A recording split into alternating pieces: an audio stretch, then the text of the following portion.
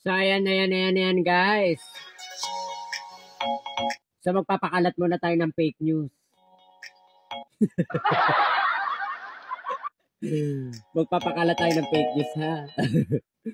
So, meron tayo papapanood sa mga netizen na talaga namang mga fake news talaga ito. Walang ibang magaling kung hindi si Digong. Magpakalat tayo ng fake news. Tignan lang natin kung sino talagang fake news tayo. Fake news pala eh. Bakit hindi niya ipa-billboard? So, simulan na natin kung ano yung pakalat nating fake news for today's video. Magpakalat tayo ng fake news. So, ito na. Play VTR! Mayroon pa kaming napalo-up na another mini Cebu laboratory sa loob ng Green Heights Subdivision. Sa Apartel, ito nila yung second floor nila as Cebu Laboratory. Sino ang may-ari? Michael Yang pa rin. Ako mismo nag-imbestigar. Ang ginawa ni Duterte, pinagpapatay ang lahat ng mga construction worker na nagbigay ng impormasyon sa amin. Kasama, kung hindi ako nagkamali, kasama na doon yung pinaka-source of information namin, yung katulong na nilagay ni Michael Yang doon sa Apartel. Yun ang nag-impo doon sa nag-impo din sa amin na construction worker.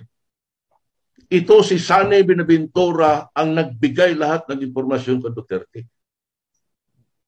Pinatay nila. Nung pinatay yung mga construction worker ni Benlaot ng kanyang grupo, nandoon si Sami Oy, personal. Nakita ko. Pati yung Chinese na babae na kunwari hinold up daw siya ng mga construction worker worth 10 million pesos. Hindi totoo yun. Senaryo na lang yun ni Mayor. In fact, pinadala ni Mayor sa akin, sinamahan ko si Sami Oy at yung babaeng Pilipina, Chinese o Chinese-Pilipina doon sa Marco Polo.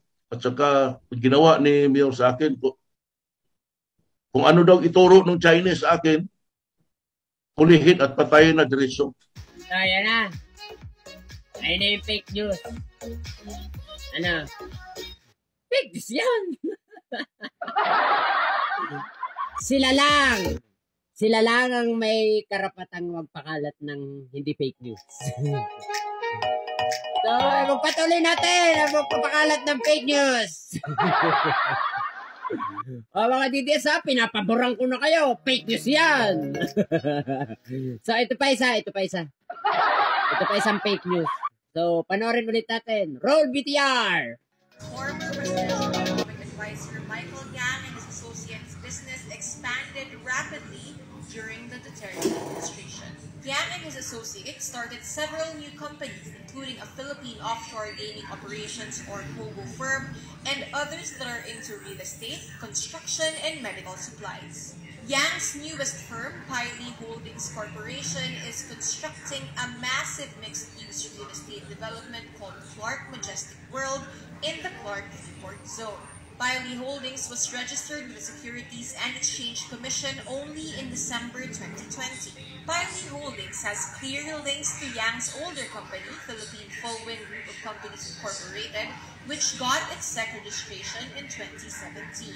Yang's other businesses, DCLA Plaza Company Incorporated, Yangche Group Trade Company Limited, and XRL Holdings Corporation, are listed as subscribers to Piley's capital stock.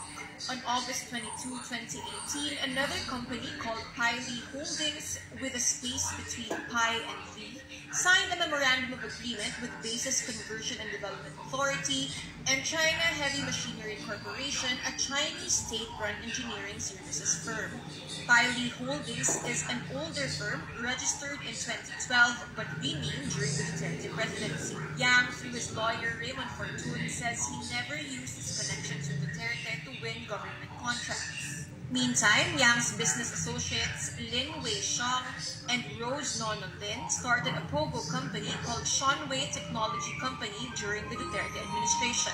In late August, a Rappler investigation showed Yang's connection to... Oh, ayan, fake news yan, ha?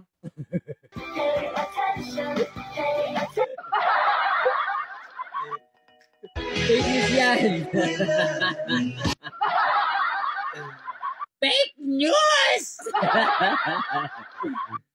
Ito si, ano pala, ito si Digong pala ay pwedeng gawing santo.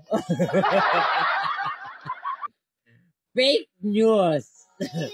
O, ayan ha, mga DDS ha, pabor na yan sa inyo ha.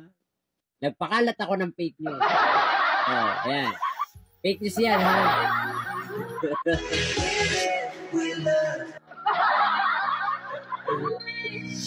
Fake news! Ito po ba si Francis Malahura? Nagpakalat po ng fake news.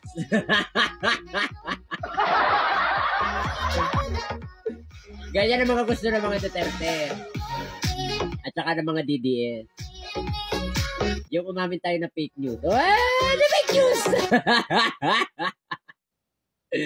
O, kasuhan nyo si Castañas, Las Cañas, o kung sino man siya, Poncio Pilato siya.